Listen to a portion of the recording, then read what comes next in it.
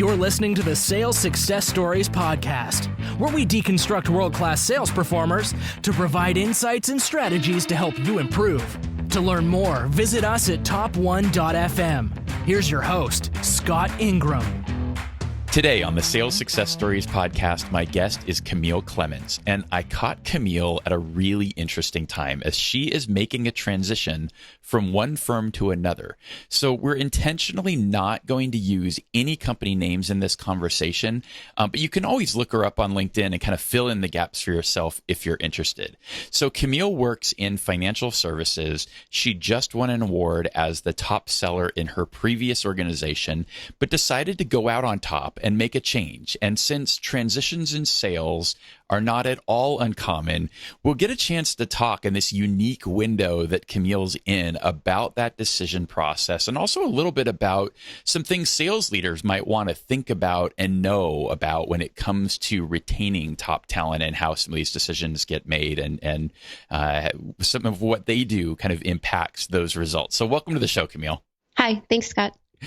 And I almost forgot, I also want to thank Jeff Bajorek, who is the co-host of the Why and the Buy podcast and a big friend of the show, for introducing me to Camille. Now we'll start like we always do on this show with some front-loaded value. And Camille, what do you think are the top 3 things that have allowed you to get to the top in your financial services role? Well, before we do that, I don't think we can have this conversation without rewinding and talking about Jeff for a second. I think Jeff and I have known each other for about 17 months. I first met him as a result of listening to Jeffrey Gitomer and his Sell or Die podcast. So one of the things I think that's important to highlight here is sales is sales, and I think it can be taken very lightly or it can be taken very seriously.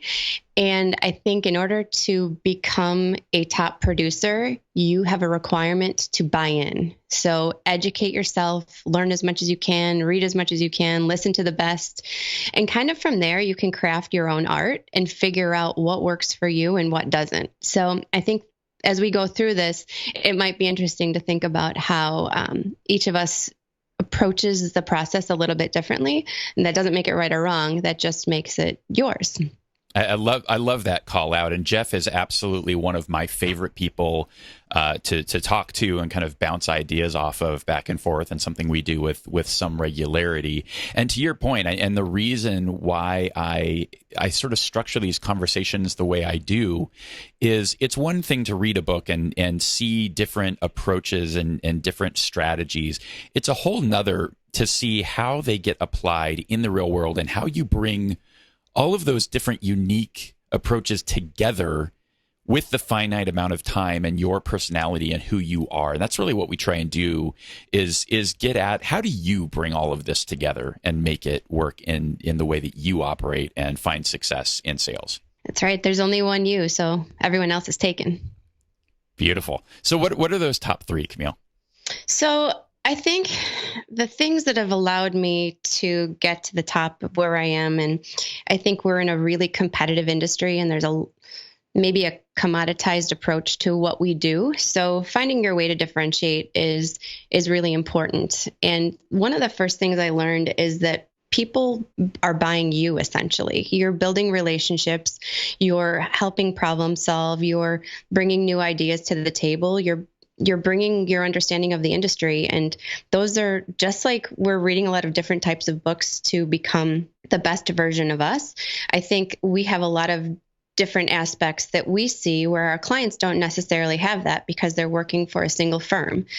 So I try to take the lessons that a lot of my clients have learned along the way and help them as my other clients are facing similar issues. So that's number one, is just remembering what you've learned and applying it productively to the conversations that you're having with your clients, and remembering that, you are the face of the firm, and it's never, you can never think about that too much. How you do anything is how you do everything. And I would say that that's number 2 for me, is I never allow myself to not give 100%. Mediocrity is very, very dangerous. And sure, you can get by, or sure, you can meet your quota by just doing what is necessary to get the job done. But I do have a firm belief in putting your best foot out there every time you go. I would say number 3 is my willingness to be open to the possibility of yes. So what that means for me is not being afraid of hearing no, but getting really excited about what happens if they say yes. And I think that plays out in a couple of different ways through the course of my career, not only in some of the sales successes that I've had, but just generally in some of the opportunities that have come across my desk. Beautiful. Well, so well articulated. Oftentimes I have lots of follow-up questions about the top 3, but I think that was very complete, and we'll certainly be coming back to some of those things, I'm sure, as we get into the rest of the conversation. But let's get a little bit of context here, as much as you can, kind of given the situation that I described up top. I mean, tell us about your previous role a little bit. What exactly were you selling, and how did you get to number 1? Okay, so I sell something called fund administration. And as I tell my children, who are 12 and 8, I sell math, essentially. So if you have an investment product that you've put your money into, like a mutual fund or a hedge fund or some sort of a pooled product, my firm produces the valuations for those investments and then keeps track of your portion of the investment, sends you some statements, answers your questions about kind of what's going on with your money if you have them, and keeps the investment manager, so the person in charge of making investments on your behalf, kind of checks and balances to ensure that everything's being done properly. So fund administration is really key to what we do. There's a lot of services around that go along with it, but I think at the end of the day, financial services, fund administration. And who's the buyer of that? So the main buyers of fund administration or financial services generally are investment managers. So typically someone who is running a quote unquote pooled investment product. And fund administration applies across the board to any real type of a pooled investment. So mutual funds, hedge funds, ETFs, interval funds, collective trusts, real estate funds, et cetera. So we're selling into the investment management community, and we're offering them a service that most of them are, by this point in time, outsourcing to an independent third party. Perfect. That context is really helpful, especially for somebody like me who I certainly understood the selling math part, because I feel like that's what I do to my 10 and 12-year-old.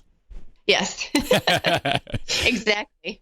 So Camille, I have a money tree out back. I'm sorry, children. Exactly. So Camille, what's your origin story? How did you get into sales in the first place?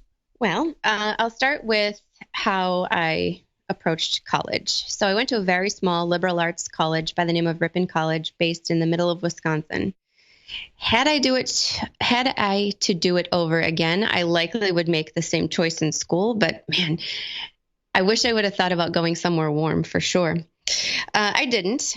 The school was roughly 800 students when I was there. And really what that did for me is it was the next step after high school. I went to a small high school. I grew up in a small town. I liked the concept of knowing everybody and being able to make friends and, things like that. That was important to me. I didn't ever want to just be a number. And I think that it's becoming very clear to me why sales is an interesting career path, because you don't want to just be a number. You want to be memorable and you want to stand out and you want to be valuable. So I majored in business with an emphasis in sports journalism, which again may not be typical, but I also had a minor in leadership. So I went to a small school. I met a lot of people. I got very involved, and I ended up being on the alumni board of directors as a student. So when you're a junior or a senior, you're nominated to be a part of this group. And through that process, I met a man by the name of Peter Sparrow, and I've actually referenced him in some degree later in this interview. But he was a very influential person in the early stages of my career, and we lost him much too early in May of 2015. But he did a lot of influencing of me in the early stages.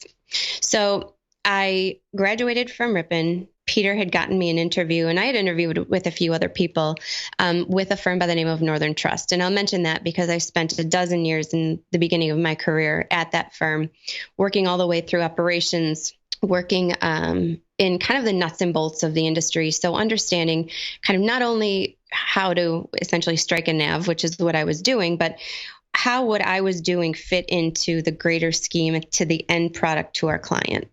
And what I realized through that process was I hated striking navs. I hated the math portion of the job. But I really liked the industry and all of the different things that were happening. So what I did is I took kind of a position that I was going to take every role I had until I got to be a salesperson and understand how it affected the end result or how it affected the end product. And I spent 6 years, seven years actually in that part of the business. And then I moved into kind of a middle office position. And then eventually I became a sales support person for the sales team. And I spent a few years there before making my transition to my next spot. So, I mean, that's incredibly methodical. So you set out from day one with the vision of, I want to be a salesperson, but I want to have all of this background and understand all of the inner workings first. It sounds a lot better when you say it. I would argue that going into my first job and even in the first few years, that was not the case. But once I realized that I had a stable income, I was young, I could kind of do what I wanted. I lived in the city. I didn't have any responsibilities. Why not do this as best I can and then take what I'm learning and move on to the next level? So I didn't come out like that, but looking back, I can tell that I was certainly methodical about where I was moving, and whether I knew it or not, it would get me to where I wanted to be. I figured it was always at least a good pit stop and I'd learn something. Yeah. So knowing kind of how that journey played out, knowing what you know now, if you could go over and start that process over again, is there anything that you would have done differently? Not a thing. Yeah, and that's fascinating to me, and I think back to the conversation that I had with Ryan Alvord, who was number one of 400 in his role at Paychex and incredibly consistent over basically a decade. And he did sort of the same thing, not quite as long, not quite as methodical, but spending a lot of times coming from operations and getting that perspective and learning what the client challenges are, and just developing this crazy sense of empathy makes you just a superstar on the sales side that I don't know that you can get to from if you only ever work in sales roles. Well, that's just it. I mean, it's funny looking back now, it's clear that the salespeople who I feel are the best at what they do are the ones that have the experience of either being on the other side of the table. So being an investment manager and, going out and trying to get your fund to garner assets, or they've been in operations. And I think I'm still on the fence whether or not salespeople are born or made. I think that there's a healthy component of sales in every person, because I also argue that everyone, no matter what their role in the firm is a salesperson. Every day you wake up and you do your job so that you can continue to do a job. So I think we all kind of have to be salespeople, regardless of our role. But yeah, unique might not be the right word, but I do think the experience has a lot of value. And again, just sort of fascinating. I think the way I'm seeing it is it creates a different foundation, right? If you're thinking of it as a pyramid or something else, right? It's so much of a broader base, and you can likely build to higher levels in what you're able to do versus being very thin and sort of just building brick right on top of each other straight up through a straight kind of sales role. So we'll come back to the career stuff, because clearly you are very thoughtful about your approach and where you're going with all this. And obviously we get to talk about this decision that you've made to change and what drove that and why you're moving in that path. But before we go there, I would love to hear one of your favorite sales stories, whether you won or lost, and what you learned from it. I was thinking about this question, and I think that favorite would typically indicate that it was a good outcome. And I have an opportunity to tell you a story about one of each. One that was a great outcome and one that, well, let's just say if there is a time in my career I could have done something maybe a little bit differently, it would have been that one. So I'll start with the first one, which is the good outcome. And I want to take you kind of through the process and knowing that the firm that I represent is playing into a specific part in the market and typically servicing what we would consider a middle market client. So somewhere between 150 million up to a couple of billion. And anyone bigger than that historically likely hadn't either heard of us, or we were just deemed too small to handle, their size and scale and their needs and all of these things. And when I was given the opportunity to try and close this piece of business, it was a firm that's based in New York, and they're a pretty large investment management shop, and they're all private equity. And they're enormous as far as the grand scheme is concerned, and they play in a pretty specific niche of the market. They were launching a fund that was following on to a couple of other funds that were ridiculously successful. They were in the unique position that they did the work in-house, and they had recently had a transition where it allowed them to look elsewhere. So they had a group of people that were doing things for them in-house, and there was consolidation in the industry, and they ended up selling that portion of their business. So what they did was they went outside and they said, okay, let's see what our other options are. And I want to say they're over $100 billion. So sizable for sure. And they could go to anywhere and be serviced by the best teams in the industry. So they knew that they had the upper hand because they were the big fish. So my thought process walking into this was not, how can we possibly win over our competition? It wasn't that at all. In fact, I'm not going to go off and talk about art and how making time to make human connections is what drives business success. But I do strongly believe that having the ability to set aside success when you walk into a room, or you're on the phone with somebody, or you're interacting with them, regardless of where they went to school, or how many billions of dollars they manage, where they live, any of those things. And realize that you're a person sitting across the table from another person that could benefit from what you have. So it sounds small, or maybe not, I don't know, but it was the first time I ever took that approach where I'm like, it doesn't matter. You could go to Yale, you could be brilliant, you could, live on an island that you own with your own internet, whatever the case may be, you're great. It's amazing. But we're really good at what we do too, and we're going to tell you why. And it worked. We were able to demonstrate that we could handle this really complex reporting requirement that they had for one of their largest allocators. And we were able to answer their questions, and we were able to do it in a really what's the word I'm looking for? It was a natural way. They could tell that we knew what we were doing because we had the right people in the room. We were prepared, and we were able to answer every question that they threw at us, maybe as good or better than our competition was.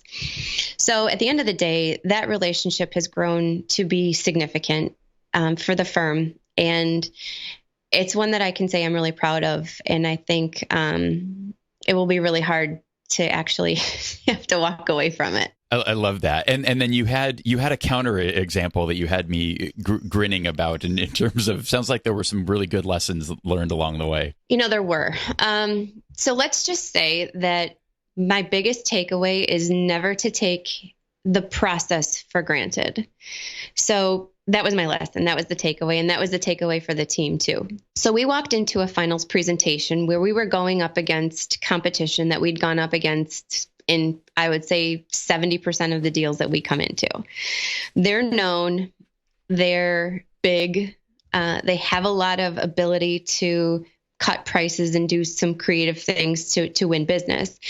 And we don't, but at the same time, we had a really good relationship, I thought, with the decision makers. And it turns out we probably didn't put the proper amount of time into the presentation. We knew it was a finals deal, so it was kind of the last ditch effort to make our case. We just were all over the place. We came with an agenda and a smile, and we're hoping that it would be enough, and it just wasn't. The meeting lasted too long. The technology didn't work. We literally fell flat on our faces. And afterwards, we walked out. And typically, if the glass isn't half full, go get a smaller glass and change your perspective, but I couldn't hear. Like there was nothing I could do. I took responsibility and I said, you know what, you guys, we're not going to get this one. Let's learn and move on. There is no sense dwelling on the past. It's over. If they do call us back and do that with the purpose of more than just hanging up on us, we'll consider that our takeaway. So anyway, it was rough. It was really, really rough. And when the wheels were falling off, there was just nothing I could do. Yeah. I can laugh now, but at the time it was very, very painful. Yeah. Well, and again, those things happen, but I think I love the go get a smaller class analogy, just in terms of the overarching sort of outlook, right? But we've all been there for sure. So let's talk about brighter things, because I realized I skipped over a really important question, just again from a contextual perspective, and that is just asking you to kind of quantify your results for us and help us understand what did it take to get to the top of your financial services role. I've been in the field for roughly 4 years. So closing 2017, I was 136% of goal. I think it's maybe important to note that my goal year over year increased. Obviously, year one, I had no previous goal, so 100%.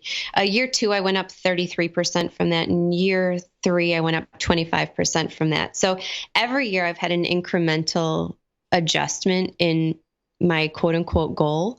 But I really don't ever think about that as being like, I'm going to hit that number and then I'm done working. That's not my style. You have to have, a consistent additive approach to your pipeline. Otherwise, I think you really run the risk of not being able to sustain what you've worked so hard to build. Yeah, absolutely. And then what are you most proud of? I mean, this is kind of a long success story in the making. What is the thing that you like to hang your hat on? I am most proud of my ability to just achieve, right? I set out with a goal of becoming a salesperson and I did it. And when I look back, I think, man, you didn't really give yourself much credit, right? Like all you wanted to do was be a salesperson. And I'm not minimizing the role of a salesperson, but my point to that comment is I didn't realize that I had the ability to do great things and to be successful. And I thought if I could set a goal, I'm going to make a goal that I have a likely chance of achieving.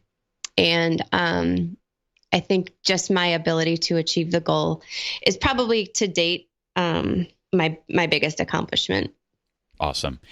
And then what about the flip side? What do you find to be the most challenging? Oh boy. I think I'll point back to the first transition in my career. I started out at a firm that was widely renowned worldwide, had a great reputation in the industry, really a brand name that if you think about selling, it kind of sells itself. Yes, you have to go through the process and you have to, sell, but at the end of the day, it really wasn't an underdog sale.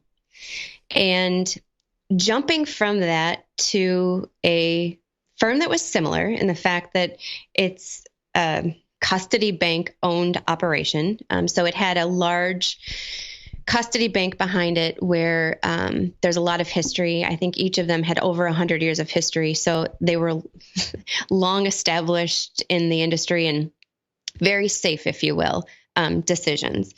And that part was the easy part, knowing that I was going from one stable financial institution to the other. The thing that was terrifying was I didn't know the market. It was serving a much different type of client than I was accustomed to selling into or supporting the sell into. And they're small comparatively. They were only US based, Kansas City, Midwest. So I think there's something to be said for, having Midwest roots. Especially selling into New York. I think it's an endearing thing almost. It's a weird advantage to be Midwest based because there's a perception that we're nice people. And I would say, yes, that's true. But it was nice to see that it was well received in the New York market too. But I think at the end of the day, the biggest challenge was just figuring out that it was time. I could have stayed in a safe, stable situation. I could have like made a fine living supporting the salespeople on my team, but I didn't feel I owned anything. I didn't really feel like I had an impact to the firm. I didn't feel like what I was doing was really making much of a difference. So I decided to take a chance. And when I was first approached about making a change, my initial reaction was similar to the reaction I had in my what will be most recent conversion. And that was no, I'm good. Like I'm happy. There's nothing wrong with where I am. Why would I consider leaving this to come work for you? And once you change the dynamics and put that question on the people who are trying to hire you, or they should be asking you, why would we want to hire you? It gives you the opportunity to look at it from the standpoint of, can I really do something different here to benefit the greater good? Will I be proud of what I'm doing at the end of the year? And the answer is yes. The answer was yes when I made the first jump. I was very fortunate to land in a company that did so much to help me understand where my real potential was. And I'm fortunate to the leaders of these firms because they just gave me the chance to kind of maximize my potential where I was at the time. And I think in the new role, it's even kind of ratcheted up 100 times that. And I'm really excited about the prospects for that too. And I took the same approach there as I did the first time. And I mean, part of, I think, the challenge in that is what you talked about from the stepping out from the very well known in a lot of ways, in that the company's well known, your role is well understood, you're having success, things are good, into the completely unknown in a lot of ways, right? A lesser known firm, you have no idea what that role is. What was your process for really just doing the due diligence and figuring out, is this really the right move? I'm not sure if you're going to like this answer or not, but I take a lot of stock in what my gut tells me to do. I would say it's easy to make a safe bet, but it's way more rewarding to make a bet that while it could fail, it could be awesome. And I've stopped being scared about failing because I think it's a useless waste of energy. And I've started to be really excited about the potential of building something amazing. And that's what this new role is going to provide me. A more substantive way for the masses is, while you do have a gut feeling, I think at the end of the day, you're the only one who can tell yourself where your boundaries are and where your limits are. And once you take away those limits and boundaries and maybe try to step back and look at it from a kind of a macro level. So you're looking at it from top down, saying, okay, this is where I am. This is what I've done. I'm super proud of what I am. And maybe it's more the reflective nature of the process that I think yielded me a lot of clarity. I was not fortunate enough to have people I could talk to about the potential change because I couldn't run the risk of like letting anyone know what I was doing. I think it involved international travel where I had to be super sly about taking vacation. It involved kind of a process that went through a recruiter, which was a first for me. And so I had to take a lot of stock on my own emotions through the process and what I was really thinking, as opposed to being able to like normalize the concept with a lot of people. So that's partially the reason I say my gut was really all I had. I mean, I could talk to my family, but at the end of the day, they really couldn't relate to what I was going through because it wasn't them. And it was a really personal decision, just like it had been the previous time. Yeah.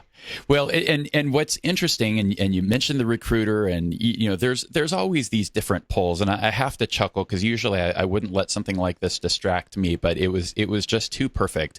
As we've been talking, I get a LinkedIn note from a recruiter and I'm like, okay, I have to look at this just given kind of the conversation where we're going. And a lot of times, I mean, not an unusual occurrence. Most of the time it's pretty generic and I will pretty generically just sort of blow it off and it's not relevant. This one's actually pretty good. I mean, the timing of it's ironic, right? And a lot of times, again, I'm in for my goals and my definition of success and what I'm trying to accomplish right now. I'm in a really, really great spot. But this one, like, they actually did their research. They actually know, they've got a good sense of who I am and what I'm about and why this might be interesting. So it's interesting positioning. And I think you've got an interesting perspective on, when is the right time to engage in those conversations and sort of explore those next steps, and when isn't it? So I think the most important thing is realizing that you're not running away from something, but you're more running to something. It's never a productive use of time or energy to run from something because it only compounds whatever it is you're running away from. And it will be all the more difficult when you actually have to face it, because at the end of the day, it'll come back to haunt you. It just will. So can you re-ask me your question? Well, yeah. I just want to make sure I'm doing it justice, because it's a really good question. I just can't. I distracted myself. For sure. And it was really just about, as opportunities are brought to you, when do you choose to engage? So it's funny.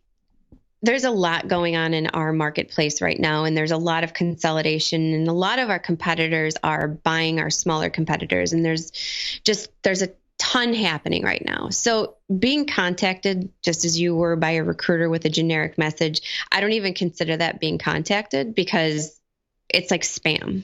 They probably sent it to all of the people that met some minimum criteria, like you had a heartbeat. And no offense, I'm sure that came out wrong. But you know what I'm saying? Like, it's very simple to read through kind of a canned email message. What I think is more difficult, and why this one caught my eye, and there have been few that, what I mean by that is they knew enough about me and they could see through either my LinkedIn profile, or maybe they called people to ask about me. I'm not sure, but they came to me with an opportunity that I didn't even know that I would be considered for. And at the end of the day, I think why I made the move, I would say that recruiters should get a little bit of credit, because he was able to not only identify me in the sea of people who could have been called for this, but he was able to help me understand that, yeah, you can do this. And he was one component. I think Jeff's another one. He's always been able to help you answer your own question just by listening to you. So I would say that I just knew it was time. Once I went through the process with them and I gave it a shot, and I was open to the idea that I could actually do the job, the decision was pretty clear to me that it was the right time. Yeah. Yeah. Well, so I got some advice very early in my career, which was you should always talk to recruiters, right? You never know. It's good to kind of keep your eyes and ears open and that kind of thing. I actually think that your filter of if it's not differentiated, if I fogged a mirror and you think that that's enough of a criteria, then that doesn't count, because I do think that there's value in just understanding it. And I also will frequently take the conversations just to get a sense of what the market's doing. It puts me in a position to be more helpful to my other friends in sales and in my network, right? It may not be the right thing for me, but maybe I know somebody that I can give them a leg up. So, I think you have to kind of create your own rules and your own criteria and figure out, when and where and why am I going to engage with recruiters in some of these conversations. And I think it's fair to insist that, you have, if you are going to ask me to take time, much like when we're doing our own prospecting work, right? You have to put in some level of actual effort if you expect somebody to respond. And I think it's only fair that we can hold those own standards in what we respond to. I completely agree. And preparedness is something that early in my sales career, I OD'd on. I would say that I, to maybe a fault, was prepared every time I walked into a room to have the answer to every question that would be asked.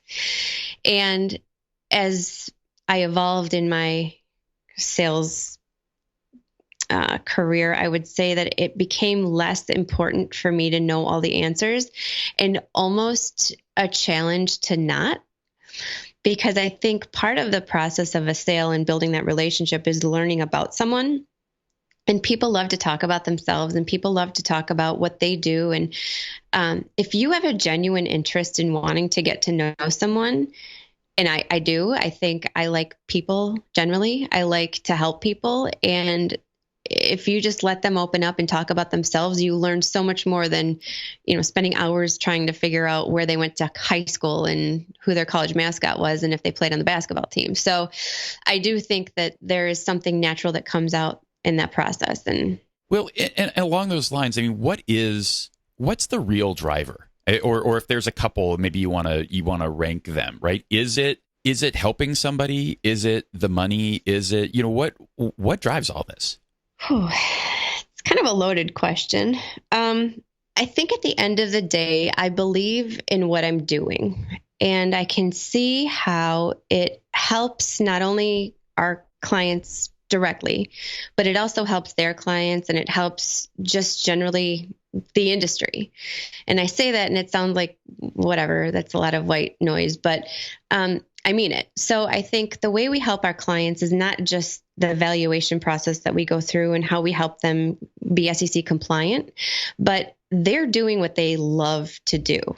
They want to be an investment manager. They want to manage a fund. They want to do this, and this is their dream job. I get to help them kind of live that dream out by doing all of these things that they don't want to take care of. And while I would argue that fund accounting and administration isn't a glitzy and glamorous job, I know that it's an essential part of the process. And I get to do what I love to do, which is help people and get to know people and build relationships that take really strange turns. Because you'll find that as you build your client base, you also get to know people. I did have a client who asked me to do a CrossFit class with them, and I did. And I will tell you that I hadn't done it before, but once I decided it was okay to do that, like there's nothing wrong with going and doing a workout with a client, it was really fun, and I had a lot of fun doing it. So I think at the end of the day, it's just the wanting to help people. And this is how I've found I'm best able to do that. Beautiful.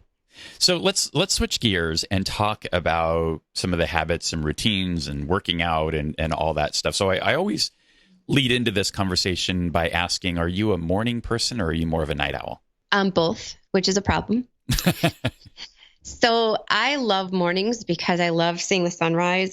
In the summer, I'm a paddleboarder. So I like to go out and take my board and just be on the water and kind of have my own little time. And in the summer, it's nice because I often do that as the sun is rising. So it may not be the safest thing now that I'm thinking about it, but I certainly enjoy the time a lot.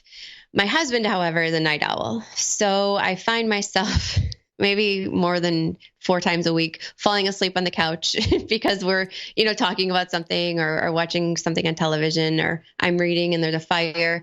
But I do try to go to bed so that at least I can be up before the kids and kind of start my day quietly, as opposed to like my hair's on fire. Nice. So let's start there. I mean, what is the detail of kind of that morning routine and dousing your hair? Well, thankfully, that's not true. Although I do have red hair, it's generally not on fire. I've learned that you just have to take deep breaths if you're starting to feel overwhelmed and your hair is on fire. So I wake up probably around 6 o'clock in the morning, maybe sometimes earlier, sometimes a little later. I grab my coffee, I read some articles, whatever's come through overnight, and then I get the kids off to school. And I think I pride myself on not having a set routine where every day I brush my teeth at 6:05 and I take a shower at 7:15. And I don't do things like that. And I think that there's some freedom in the flexibility because my day isn't really determined by me. It's determined by who's calling me or what do I need to finish for that day. And one thing I do have discipline around is planning tomorrow today. So as much as I can, I figure out when my first meetings are. Have I done everything I need to do to prepare for those? Do I have time to go to the gym today? Do I not? And if I don't, how can I fit something else in? Take a walk. It is important for me every day to have some sort of a level of activity. I find that when I don't, I have less energy to become a night owl too. And I'll always feel stronger after a workout. So I would say I try to get that in every day. And otherwise, I just kind of let the day take whatever turns it needs to take.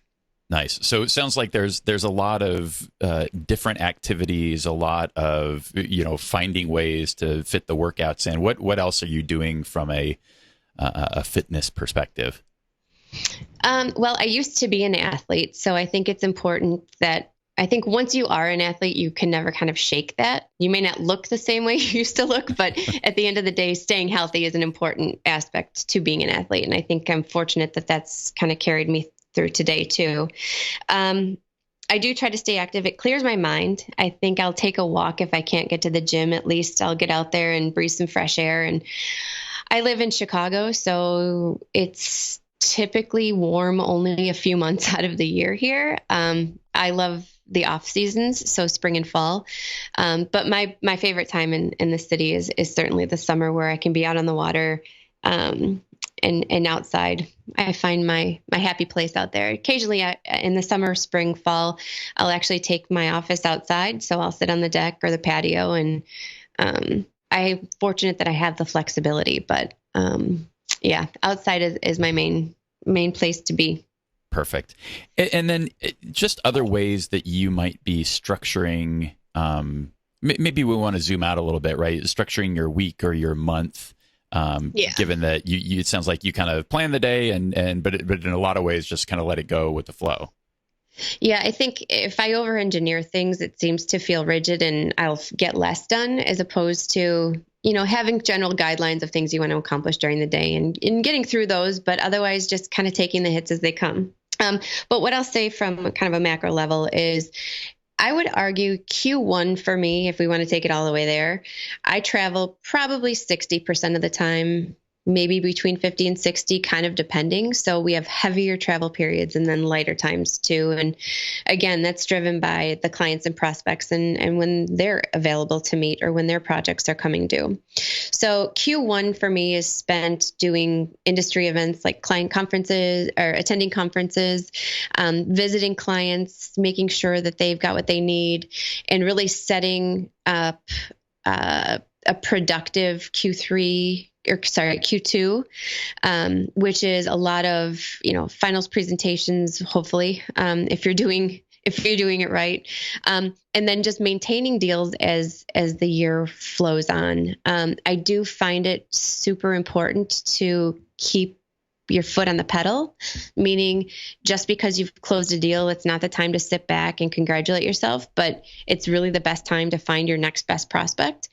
And you never know if that last phone call of the day, even though it's 5 o'clock or, maybe you don't feel like talking to anyone on the phone, I always answer the phone.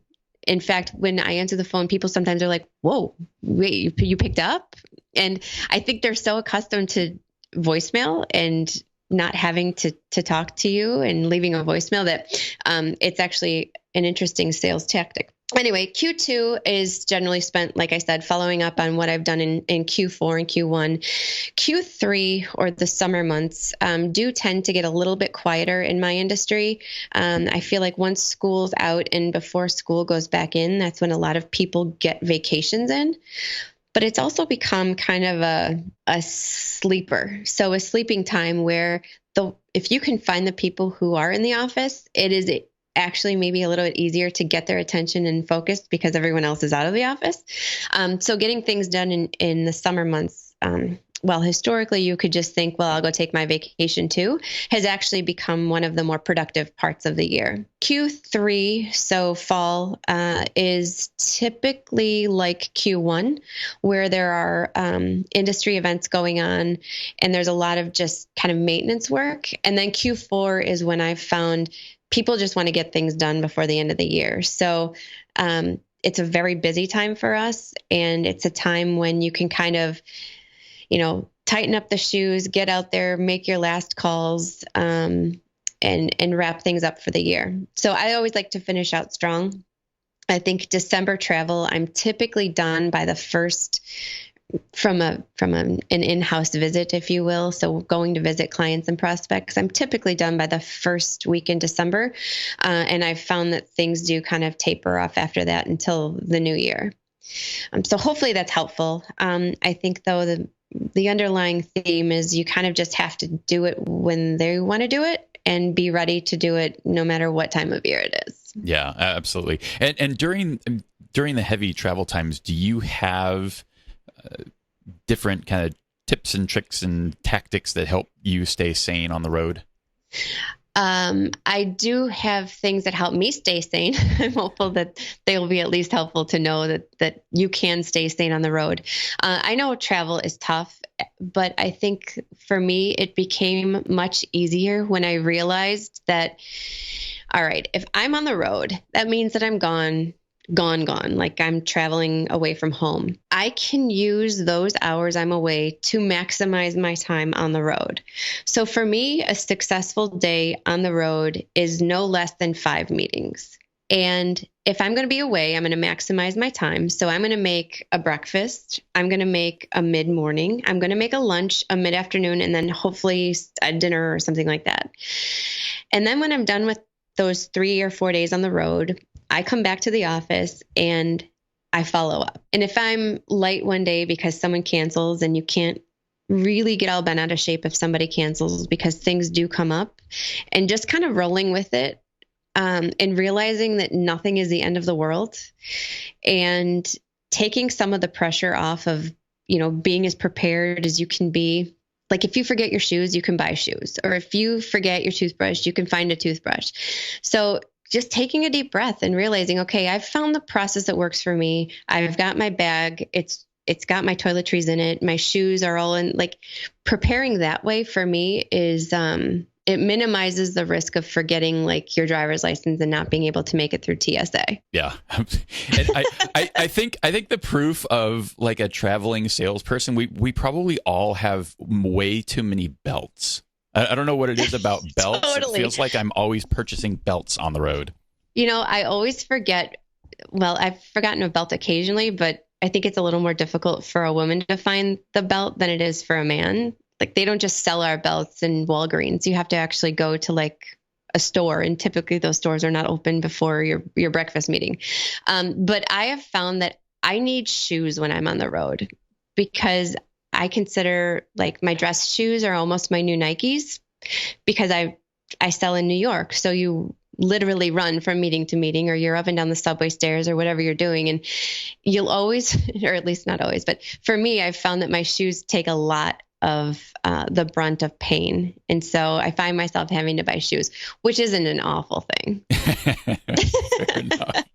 Oh, that's awesome. What about the tools and apps that you're sort of living on, whether that's on the road or just in your day-to-day? I've taken a ton of time to make sure that this is like a pristine part of my job. So when you have tools that do not work for you, don't think that there's not a better way to do it, because there is. There's always a better way. I think the bank issued laptop that I had to deal with for a couple of years, finally, I just bit the bullet and bought my own laptop. And we figured out a way to have a virtual desktop in the office that got all of the updates that it needed to get, and the new software and the patches and all of those things. So it took that off of me and allowed me to carry an efficient machine with kind of the most up-to-date software. So that was number one. My MacBook is half of my life. The other half is my iPhone. I don't leave the home without that, or my Jabra Elites, which are little earbuds that are wireless. But I've tried probably 15 different earbuds in the marketplace, and none of them were sufficient. Either the person on the other line couldn't hear, or you couldn't hear, or it muffled when it was windy. And I found that these are really helpful. So I would say all of those things are what I take with me when I go, or when I'm here actually too. But I always keep an eye on kind of being a throwback. And I say that because I love to take notes. And as I mentioned earlier in my career, I probably took them, like way too many of them. I have all these notebooks on my shelf and I'm not sure if I'll ever crack them again, but the volume itself is enough to show that I used to love being a note taker. But I still do find a lot of joy in sending a thank you note that I've written and I've signed and I've addressed and I've mailed. Because I think, as I've talked about, this is a people business and a relationship business. I think that it's easy to forget about the little things, and stationery, I would say, is one of those little things that I think are super valuable as I'm out there selling. Great stuff. Great stuff. What about your information diet? What are you reading, listening to, and watching? I've never heard of an information diet. That's pretty funny. But I am about as varied in my consumption of information as I am in my kind of workouts. So I would say I've oversubscribed to the number of daily emails that can come your way. I'm pretty sure I'm subscribed to all of them. And what I found is I spent a lot of time deleting emails and unsubscribing to emails. But there are a few out there that I've learned provide me kind of the bite-sized pieces that I need to kind of stay up to speed on what's happening in our industry, and then just more generally what's going on in the world. But I do try to have 2 or 3 different sources just to give me a varied view of all of those things, because I think if you rely too heavily on any one source, your view just becomes too narrow and you may lose sight of a differing opinion or perspective. Yeah, I think that's important these days. So finding good balance is fantastic. What about just overarching? Do you subscribe to a particular sales philosophy or approach? Oh boy. Well, there's certainly no shortage of sales philosophies or approaches to which one might subscribe. So I guess, I feel like I sound like a broken record, but I read all the books. I take kind of stock of how my process and approach lines up to what I'm reading or listening to. And I would say I take kind of the Steve Kerr approach. And I don't know if you've listened to his podcast or his interview on being a leader, but you have to find, like I said, you're almost your magazine or your library of resources. Read them, listen to them, hear them, and not just read the words, but like figure out as you're reading how to practically apply what they're saying, and then almost make a decision. Yes, this will help me in my approach, or no, this won't. Don't dwell on it, but remember it, because there could be a time where, oh, wait, you're right. The little gold book of yes attitude. Oh, I could use that right now. And you can go take it out and you can reread it or whatever the case may be. But I think you do run the risk of being rigid in your process if you only subscribe to a single approach. And that's a great call out. I think that approach in general is probably what most of the folks that I've talked to on this show have sort of done, right? It is some amalgamation of many different strategies and approaches. Yeah. And I think the way that you're going about it and being intentional about, yes, this is relevant, this is something that I will use and bring into my process, or nope, that's just noise, that's not going to help me, I can ignore that and move on to the next thing. Right. Or just tuck it in the back of your mind and think, okay, it's an interesting thought, not really applicable now, but maybe someday it will come in handy. And I know that that's happened to me too. Yeah. And so, I don't think that I'm familiar with Steve Kerr, but like we always do with these, if you go to top1.fm and pull up the show notes for this episode, we will have links. We will find it. So we'll have a good link there. I'll send it to you. Perfect. It's definitely worth the read. It will be in there for sure. So let's talk a bit about what kind of your beliefs, and I wonder if there's something that you believe that the average sales professional would think is maybe just a little bit crazy. Well, sure. So I think as I look at my approach, I think that people might think it's crazy that I don't think you can fake being genuine. Having a genuine interest in people is something that has to be just that. It has to be genuine, and you have to want to get to know people and have a real want to help them. And what that means isn't just, being genuine in your smile or having a firm handshake, but it means that you're willing to do the little things that take time. So being responsive, being helpful. If it's not in your wheelhouse, finding whose wheelhouse it's in and connecting the dots. It's doing the extra work. It's just finding time to make them understand that they are important, and you're going to do what it takes. You're their advocate, and you're going to help them solve their problem. Yeah. So I think it might feel crazy to people that I think that way. And it may be maybe because they think it's a given, but it's very simple to not return a phone call that day, or not respond to the email, or, what, they don't need a thank you note this time, or whatever, your thing is. But I do think being a genuine person is of the utmost importance. What's interesting about that is I'm flashing back to the conversation that I had with Tony Ryan, and he was very almost picky about who he would work with and actually sell to. And I think it was related to that. I think it was, look, I'm not going to fake it. Life is too short. If we don't like each other, I'm not going to pretend, and it's probably just isn't going to work out. So, finding people where, yes, I am generally interested, because you're right. You can't fake it, or you can try, but it's probably getting picked up at least by somebody else's guts in that scenario.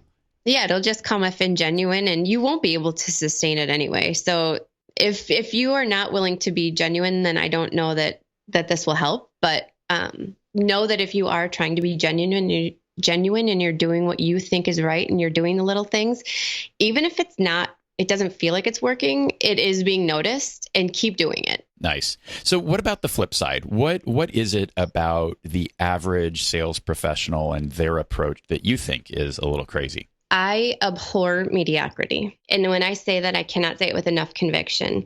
I think that there's nothing worse than being mediocre. And we in sales are fortunate to have the roles that we have. And I noticed that. And I don't think I've ever wanted to just meet my expectations. The goal has always been to exceed them. So mediocrity for me is no. Bad. Love that. Fantastic. So along the way, what do you think have been the most important either decisions you've had to make or lessons you've had to learn to get to the level you're at today? The most important decisions. Well, I guess two. First is I don't give up. So I think it comes from my background of being an athlete, and just like nobody likes to lose. Well, I don't like to lose. But if you lose, you realize, okay, get back up and try again. I mean, I've been told no, I've been hung up on, I've been denied entry. Like literally, they just wouldn't open the door. I've been told I'm not the right one for the job. I've even been told to make a career move that I wasn't interested in. And at the end of the day, you're the only one who knows what you're meant to do. So don't give up realizing your goals because of some external force trying to push you a different direction. Like you're the one in charge. Just remember that. And I think that leads me to the second. And it's funny when you realize your goals, and I think I've talked maybe a little bit about this, but I'm a reflective person. So it's important for me to take a step back. And I think that this is literally happening to me right now. And if anything I can take away from it, it's when you feel you've reached like your perceived pinnacle, you step back and you're like, wait a second, there's like another mountain range behind me. I need to go do that next. And realizing that what may be enough for some people, and it's a very respectable thing to be satisfied, it doesn't mean that's enough for you.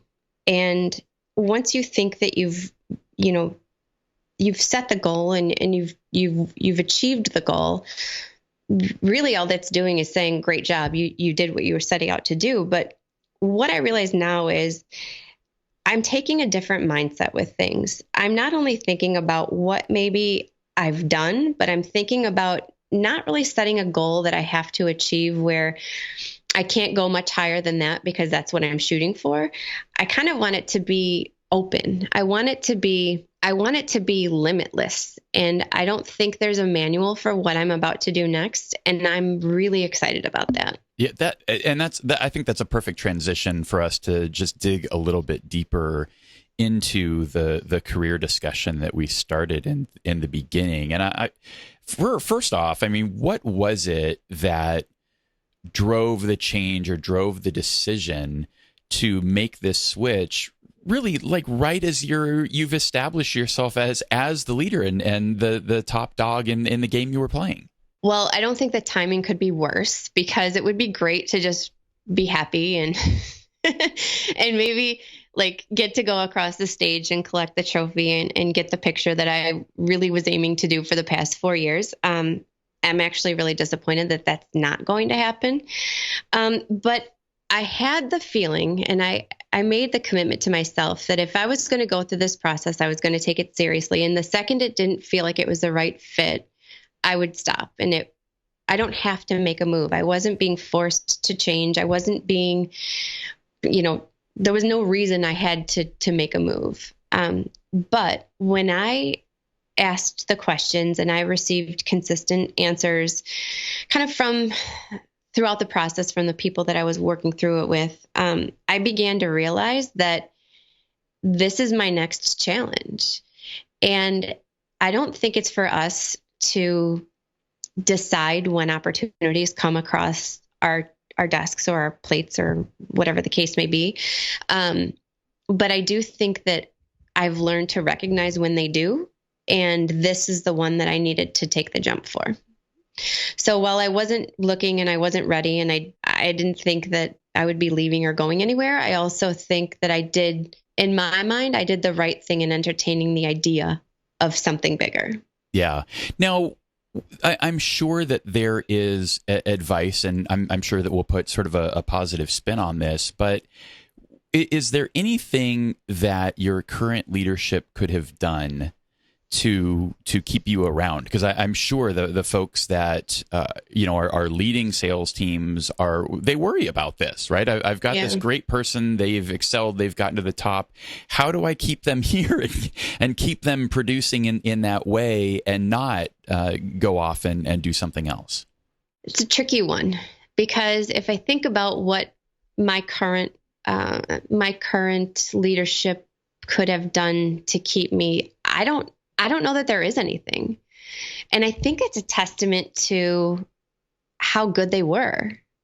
I mean, they let me go out and build my business. They let me go out and sell, and I was doing it for them, and I was doing it, kind of in line with what they were looking for me to do. But it's not about them. It's about me. And while I think management teams can make mistakes along the way to lose their top talent, whether that's, not respecting their opinion, or it's not listening to, their concerns, or whatever they're not paying them enough, whatever the case may be. I wouldn't say that existed where I am today. And I do think that does exist, because I have plenty of friends in sales who have some horror stories, but that's not my case. I wouldn't say that they've done anything wrong or that they haven't tried to keep me. But again, at the end of the day, this decision was made for me, not for them. Yeah. So I think the takeaway there is at the end of the day, you have to look out for you, and what your goals are and what you're trying to accomplish. And it's rarely one job, right? There's a much bigger vision of where you'd like to go in your career or the impact that you want to make. And, there's some times that, I just can't do what I want to do in this current organization. And you have to go find another opportunity, or to your point, that other opportunity comes and finds you, and you realize, oh, okay, yeah, maybe there is something a little bit different here, and I need to kind of tackle it from that perspective.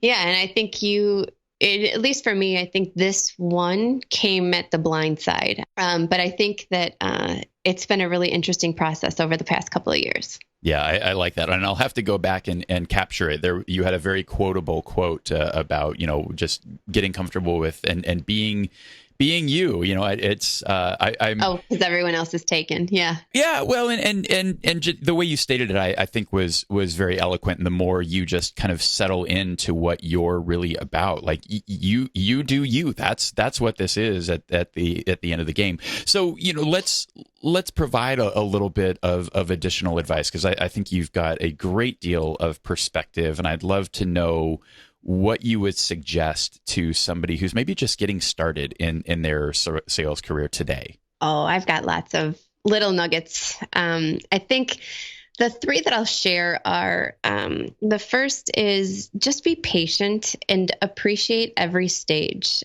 Like, you're so lucky that you're in a sales role where you have the ability to make an impact with a firm. Enjoy it and learn from your mistakes. I mean, I think, you know, you set out, and at least I set out, I wanted to be in sales. That was my goal. And I think I did take the time to learn everything I could, not only about my industry, but about my prospects. And I designed a template, and I went through a methodical procedure before every call. And I made sure, like I said, that I knew what questions I wanted to ask. And oftentimes I even knew the answers to them. And as I think I'll mention in a minute, I did that because I didn't know what else to do. To me, that felt like I was preparing, I was taking the safe route, and I was going in knowing what to expect, and that was a good thing. And then I guess the third thing is you can't over prepare. You could never be prepared enough to walk into a meeting. So I would say that those are my top three. Perfect. And then we always look at this a little bit further down the road, right? So somebody that's a little bit further into their career, whether they're struggling a little bit, or maybe they're doing well, but they've not yet reached that first peak. Okay, so for someone who has been in sales for a little bit, I think my advice would be a little different. And I would say just to remember that the top is a fallacy. The top of one peak is really just the base of the next. And just remember to build on your experiences. And if what you've done already isn't working, try something else. And if that doesn't work, don't be afraid to ask for help. There are people out there who can help you with whatever your struggles are. And maybe now they're even more accessible than they ever have been because it's super easy to find them. If you want it badly enough, you will seek out a way to get it. I think that's really number one. Number two is, contrary to what I said maybe 4 seconds ago, you can over prepare. And I think as you settle into your sales career, you're going to realize what you need to know walking into a room, and maybe what's okay not to know. And that a lot does come out through that process. And that's where you do begin to build those relationships. And I would say number three is find solace in not having all of the answers when you walk into a meeting. Like I said, it's okay not to have the answers. And a lot comes out when you don't know, and you ask interesting questions, and you really want to know the other person's answer. Camille, this has been a really amazing conversation. And what I always try and do in the last question that I'll ask you is try and make this actionable for the person who has now spent a pretty good chunk of time listening to us and listening to you and gaining a lot of advice. But what would you suggest that they now go out and do? And we try and put this in the form of a challenge that they can take on over the course of the next 2 weeks until the next episode and the next challenge becomes available for them to consider. So I think consistent with my comments throughout, and if you're still listening, God bless you. I hope that you can take something valuable away. But as far as action is concerned, I think it kind of doesn't matter. And I know that that's maybe not helpful until I break it down, but like, if you like to meditate, meditate. If you like to write, write. If you like to run, sew, cook, do those things. And if you don't know what you like or what you're passionate about, find something. Try one of everything until you find it. And what I'll say is, once you find what energizes you and what keeps you getting out of bed in the morning and being excited about the day and kind of carrying your good mood and your spirit throughout the day, is do it. find it and do it relentlessly, and don't make an excuse to not do it. But remember, at the end of the day, you're the only one you need to answer to. No one's going to make sure that, you're out there writing every day or you're going to the gym. Like, you have to own it and take responsibility. And for me, it was once I learned I wasn't waiting for an instruction manual to tell me what I needed to do next. And as my book, The Icarus Deception, will tell you, that if you're waiting for a manual and for someone to tell you what to do next, you really just are dreaming of a middle management job. So it's really important that you go out and you find what your passion is, and you do a little bit of that every day. It's kind of up to you to make the time, but if it is your passion and it energizes you, then you will find the time. What a perfect close. And, what I have found that I love to do is I love to have incredible conversations with amazing people like Camille. And a lot of what we're building towards over the next few months are the Sales Success Summit here in Austin in May. That'll be May 7th and 8th. There are a lot more details available if you go to top1summit.com. And I was just able to confirm that Camille will be there. Jeff Bajorek will be there. We're bringing together an incredible group of individuals. And one of the conversations that we will have on that stage that I'm particularly looking forward to is I will build a panel to talk through how, just in a lot of details and from a lot of different perspectives from people who have been there and done that. How do you work through these career decisions? How do you put together a path for you and make a choice about, do you want to stay in an individual contributor role? Is that the right path for you? Or do you want to make the leap and pursue sales leadership and sales management or some type of executive position? And if you want to do that, how the heck do you get there? So we're going to go deep into all of those things and everything else that is important to you in your own development as a sales professional. And obviously we'll be capturing a lot of detail. I kind of put a pause on building out the programming. So if you look at the speakers and the presentations that are on the website right now, that's probably half of what we'll ultimately have. But as people register, I've been asking them what's important to them and what is going to help them grow the most. And we will continue to incorporate those ideas and build out the agenda accordingly. So if you think that fits you and your desires, I would love to see you at the Sales Success Summit. Again, if you go to top1summit.com and enter the code, what am I using? SSS for Sales Success Stories. That will save you $150 on the spot. Obviously, it's an event that we're building to, so the sooner you do it, the better that rate is. So check that out today. Camille, thank you so much for all of your time and wisdom today. This has been an incredible conversation, and I've sure learned a lot. Thanks, Scott. I appreciate you having me on. It's been a joy talking to you too, and hopefully we get to help some people out there. I am obviously available if you need to reach out, and like you've heard, helping people is one of my favorite things to do. So I am out there if you need some advice. And what's the best way to find you out there, Camille? I'd say currently probably LinkedIn, Camille Clemons. Otherwise, I am also on Twitter. If you want to follow me, it's Camille E. Clemons. I apparently wasn't an early enough adopter for that platform, but I did get my middle initial snuck in there. So there you go. Perfect. Either one of those. Fantastic. And we will have links to all of those things in the show notes at top1.fm. Thanks for listening. Thanks for listening to the Sales Success Stories podcast. To be sure you never miss an episode, and for an invitation to our sales success community powered by Influitive, subscribe to our newsletter at top1.fm.